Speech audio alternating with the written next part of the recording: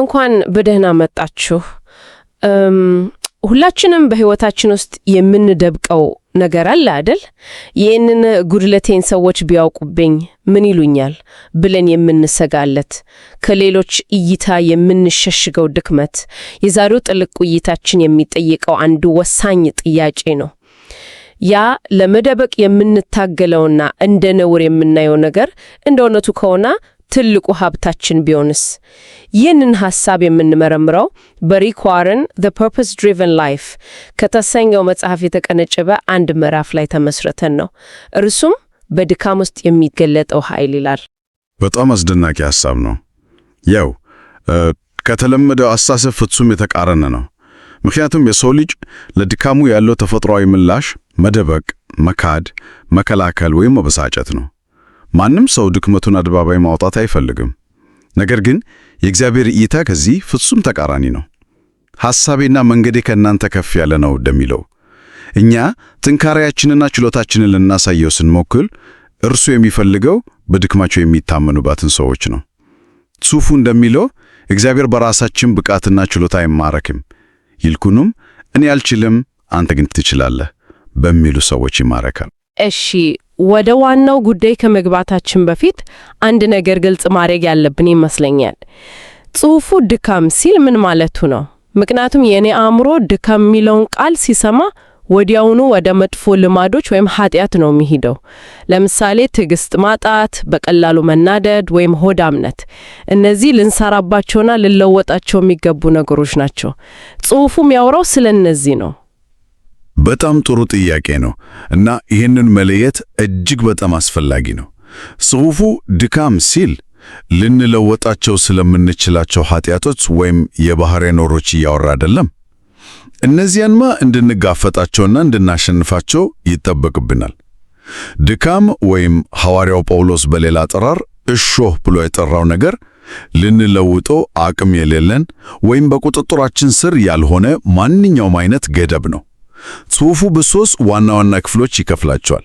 የመጀመሪያው አካላዊ ድካም ነው። ይሄ ምናልባት የአካል ጉዳት፣ ስር የሰደደ ህመም፣ በተፈጥሮ ያንን አነስተኛ ጉልበት ወይም ሌላ የአካል ውስንነት ሊሆን ይችላል።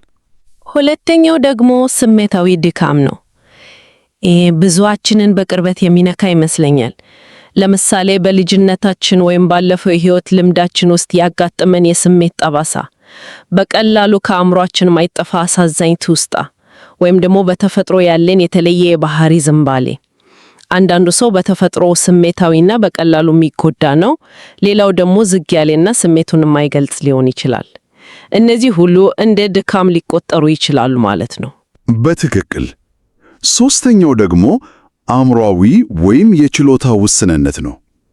ሁላችንም በሁሉም ነገር የተዋጣ ተሰጥኦ ወይም ከፍተኛ የሆነ የአእምሮ ብሩህነት የለንም። አንዳንድ ነገሮች በቀላሉ አይገቡንም ወይም የተወሰኑ ክህሎቶች የሉንም። እና እነዚህን ገደቦች ስናይ በቀላሉ እግዚአብሔር በእኔ ሊጠቀም አይችልም ወደሚል የተሳሳተ ድምዳሜ ልንደርስ እንችላለን። ነገር ግን የጽሑፍ ዋና ቁም ነገር ያለው እዚህ ላይ ነው። እግዚአብሔር በገደቦቻችን አይገደብም። እንዲያውም እነዚያን ገደቦች ሆን ብሎ ሊጠቀምባቸው ይፈልጋል። ዋው! ይሄንን ከዚህ አንጻር አይቼው አላውቅም ነበር። ስለዚህ እኛ እንደ ነውር የምናየው ነገር እግዚአብሔር እንደ ባዶ ሸራ ነው የሚያየው ማለት ነው። ጽሑፉ የሚጠቅሰው አንድ ምሳሌ አለ። ይህ ውድ ሀብት በሸክላ ዕቃ ውስጥ እንዲቀመጥ ተደርጓል ይላል። ይህንን ሐሳብ ትንሽ ብታብራራለን። በእርግጥ የሸክላ ዕቃ ምን ይመስላል? ተራ ነው። በየትኛውም ቦታ ይገኛል። በቀላሉ ይሰበራል። ብዙ ዋጋም የለውም። ጳውሎስ ራሳችንን ከዚህ ጋር ነው የሚያመሳስለው። እኛ ልክ እንደ ተራ የሸክላ ዕቃ ሰባራ፣ ደካማና በቀላሉ የምንጎዳ ነን። ውድ ሀብቱ ደግሞ የእግዚአብሔር ኃይል ነው። እግዚአብሔር ኃይሉን ውድ በሆነ የወርቅ ወይም የአልማዝ ዕቃ ውስጥ ማስቀመጥ ይችል ነበር። ነገር ግን ሆን ብሎ ተራ እና ሰባራ በሆነ የሸክላ ዕቃ ውስጥ አስቀመጠው። ለምን? ምክንያቱም ሰዎች ዕቃውን ሲያዩ የዕቃውን ውበት ሳይሆን በውስጡ ያለውን የሀብቱን ብርሃንና ኃይል እንዲያዩ። ኃይሉ ከኛ ሳይሆን ከእግዚአብሔር እንደሆነ ግልጽ እንዲሆን። ይሄንን ስሰማም የመጣብን ጥያቄ እሺ ይሄንን መርህ በህይወቴ ውስጥ እንዴት ነው በተግባር የማውለው የሚል ነው። የኔ ተፈጥሯዊ ዝንባሌ የሸክላ ዕቃዊን ስንጥቆቹን መደበቅ፣ ቀብቶና ሱቦ ማሳየት ነው። እግዚአብሔር ግን ስንጥቆቹን እንድናሳየው ይፈልጋል። ይህ እንዲሆን ምን ማድረግ አለብን? ጽሑፉ የጳውሎስን ምሳሌ እንድንከተል ይመክረኛል። የእርሱ ጉዞ ምን ይመስል ነበር? የጳውሎስ ጉዞ የሚጀመረው ከመጀመሪያውና ምናልባትም ከባዶ እርጃ ነው። ይኸውም ድክመቶቻችንን በሐቀኝነት አምኖ መቀበል፣ ሁሉን ነገር እንደቻልንና እንዳሟላን ማስመሰል ትተን ስለ ራሳችን እውነቱን መናገር።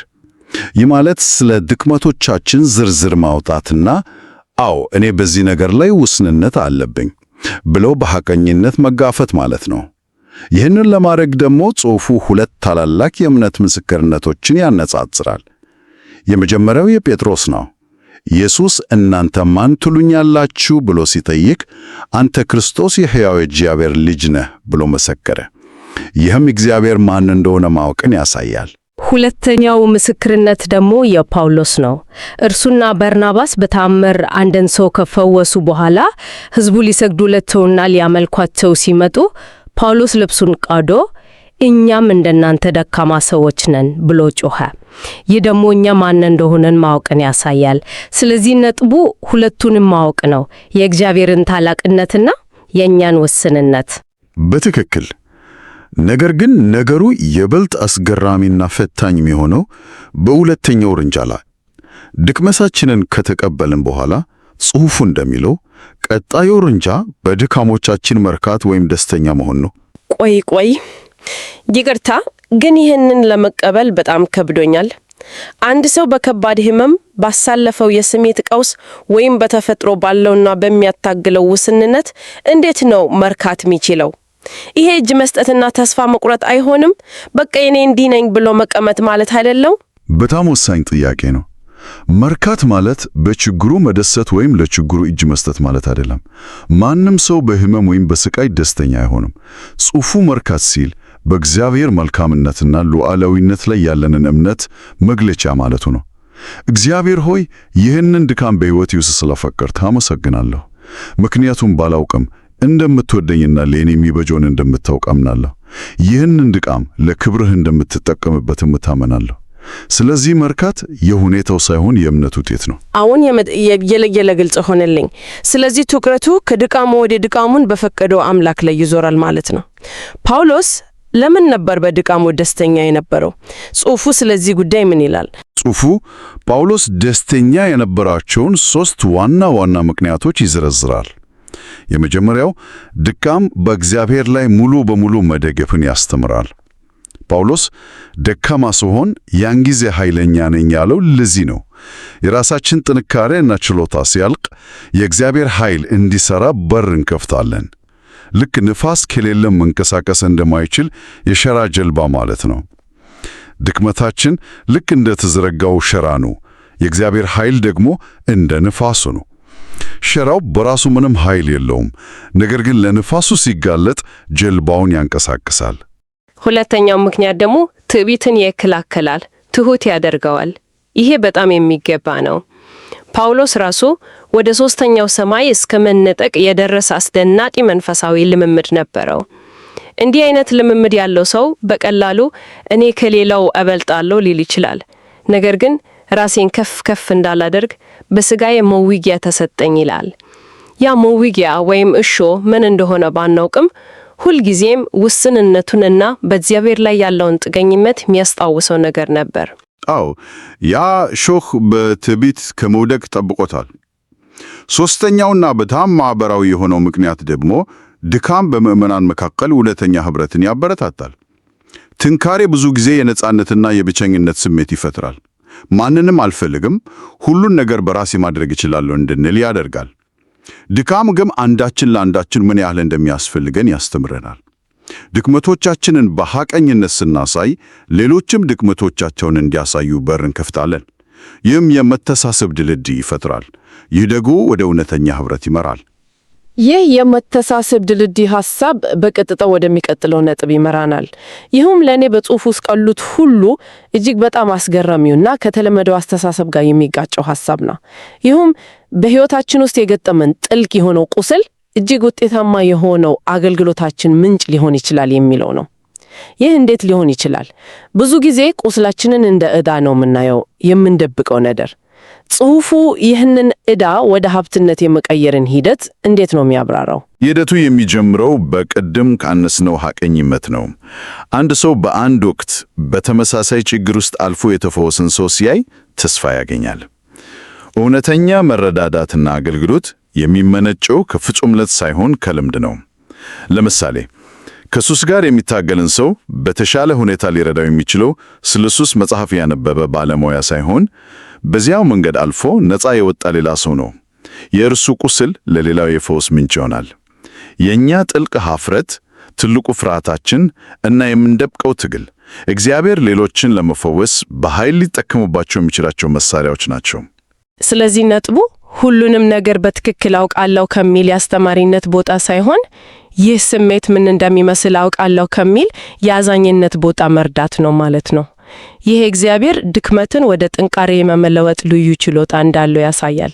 ጽሑፉ ይህንን ለውጥ በተግባር ለማሳየት የሚጠቅሳቸው ታሪካዊ ምሳሌዎች አሉ። አዎ፣ በጣም ግሩም ምሳሌዎችን ይጠቅሳል። ለምሳሌ ሙሴን እንውሰድ። ሙሴ ትልቅ የቁጣ ችግር ነበረበት። በቁጣ ግብፃዊውን ገድሎ ከሀገሩ ተሰደደ። በኋላም እግዚአብሔር የሰጠውን የሕግ ጽላቶች በቁጣ ሰበረ። ይህ ትልቅ ድካሙ ነበር። ነገር ግን እግዚአብሔር ይህንን ሰው ወስዶ በምድር ላይ ካሉ ሰዎች ሁሉ ትሑት አድርጎ ለወጠው። ንዴቱን ወደ ፍቅርና ትዕግስት ቀየረው። ሌላው የጌዲዮን ታሪክ። ጌዲዮን እጅግ በጣም ዝቅተኛ፣ በራስ መተማመን የነበረው ሰው ነበር። ጠላቶቹን ፈርቶ በእህል መውቅጫ ውስጥ ተደብቆ እህል ሲወቅጥ ነው መልአኩ ያገኘው። ስለ ራሱ ሲናገር እኔ ከቤተሰቤ ሁሉ የማንስ ነኝ ነው ያለው። እግዚአብሔር ግን አንተ ኃያል ተዋጊ ብሎ ጠራው። ገና ምንም ሳያደርግ የወደፊት ማንነቱን ነገረው፣ አድርጎም ለወጠው። ያንን ፈሪ ሰው ወስዶ የእስራኤልን ሕዝብ ያዳነ መሪ ያደረገው። የአብርሃምም ታሪክ ተመሳሳይ ነው። ድካሙ ፍርሃት ነበር። በፈራ ቁጥር ሚስቱን እህቴ ናት ያለ ይዋሽ ነበር። ይህንን አንድ ጊዜ ሳይሆን 2 ጊዜ አድርጎታል። ይህ በጣም ትልቅ የባህሪ ነውር ነው። ነገር ግን እግዚአብሔር ይህንን ፈሪ ሰው ወስዶ የሚያምኑ ሁሉ አባት አድርጎ ለወጠው። እነዚህ ሁሉ ታሪኮች የሚያሳዩት አንድ ነገር ነው። እግዚአብሔር ታላቁን ድክመታችንን ወስዶ ወደ ታላቅ ጥንካሬያችን የመለወጥ ፍላጎትና ችሎታ አለው። ይህ ሁሉ ሂደት የሚመራን ወደ አንድ ወሳኝ ተግባር ነው። ይኸውም ራሳችንን ያለምንም ጭንብል ለሌሎች ማሳየት። ልንጎዳ እንደምንችል እያወቅን በሐቀኝነት መቅረብ። በእንግሊዘኛው vulnerability የሚሉት አይነት ነው። ይህ በዛሬው ዘመን በጣም ከባድ ነው። ሁላችንም በማህበራዊ ሚዲያ ላይ የምናሳየው ፍጹም ሕይወትና ከጀርባው ያለው እውነታ ምን ያህል እንደሚራራቅ እናውቃለን። ጽሑፉ የሚለው ይህንን ጭንብል ማውለቅ ነው ነፃ የሚያወጣው። ይህንን ለማድረግ የሚገፋፋው ምን ጥቅም አለ? እና ማንነታችንን ስናሳይ ያንን ከባድ ሸክም እናወርዳለን። ይህ ስሜታዊ ነፃነትን ያመጣል፣ ጭንቀትን ይቀንሳል፣ ፍርሃትን ያስወግዳል። ወደ እውነተኛ ማንነት የመጀመሪያው እርምጃ ነው። ከዚህም በተጨማሪ የኛ ሐቀኝነት ሌሎችን ይረዳል። እነሱም እኔ ብቻ አይደለሁም እንዲህ የምታገለግሉን ያስቡና እንዲበረታቱ ይረዳቸዋል። የኛ ድክመት ለሌሎች የድፍረት ምንጭ ይሆናል። እንግዲያው የዛሬውን ውይይት ስናጠቃልለው አንድ ሙሉ ጉዞ የተጓዝን ያህል ነው የሚሰማኝ። ከድክመቶቻችንን ከመደበቅና ከማፈር ተነስተን እግዚአብሔር በተለየ መንገድ እንደሚያያቸው ተረዳን። ቀጥሎም እነዚያን ድክመቶች አምኖ መቀበል እና በእነሱም መርካት የእምነት እርምጃ መሆኑን አየን። ልክ ነው። በመጨረሻም ያንን ድክመት በሐቀኝነት ለሌሎች ማካፈል እግዚአብሔር ወደ ታላቅ የአገልግሎት መሳሪያነት የሚለውጥበት መንገድ መሆኑን ተመልክተናል። ይህ ሁሉ ደግሞ በሕይወታችን ውስጥ ልንወስነው ወደሚገባን አንድ ቁልፍ ምርጫ ያመራናል። ጽሑፉ እንዲህ ያስቀምጠዋል። በሰዎች ላይ ጥሩ ስሜት መፍጠር ማለቴ ኢምፕሬስ ማድረግ እንፈልጋለን ወይስ በእነሱ ላይ በጎ ተጽዕኖ ማሳደር ኢንፍሉዌንስ ማድረግ? ሁለቱን በአንድ ጊዜ ማድረግ አንችልም። በጣም ትልቅ ጥያቄ ነው። ምክንያቱም ሰዎችን ለማስደመም ኢምፕሬስ ለማድረግ ከነሱ መራቅ አለብን። ጥንካሬያችንን፣ ስኬታችንን እና ጥሩ ጎናችንን ብቻ ያሳየን ከሩቅ ሆነን ዋው ሊሉን ይችላሉ። ነገር ግን በጎ ተጽዕኖ ለማሳደር ኢንፍሉዌንስ ለማድረግ ወደ እነሱ መቅረብ ያስፈልጋል። ስንቀርብ ደግሞ ድክመቶቻችንና ጉድለቶቻችንን ማየታቸው አይቀርም። ጽሑፉ እንደሚለው ይህ ምንም አይደለም። የአመራርና የተጽዕኖ ፈጣሪነት ዋነኛ ባህር ፍጹም መሆን ሳይሆን ታማኝና እውነተኛ መሆን ነው። ሰዎች የሚከተሉት ፍጹም ሰዎችን ሳይሆን እውነተኛ ሰዎች ነው። ውይይቱን በጽሑፉ ማሰላሰያ ነጥቦች ልንደምድመው እንችላለን። ሊታሰብበት የሚገባው ነጥብ ምንድን ነው? ሊታሰብበት የሚገባው ነጥብ ይህ ነው።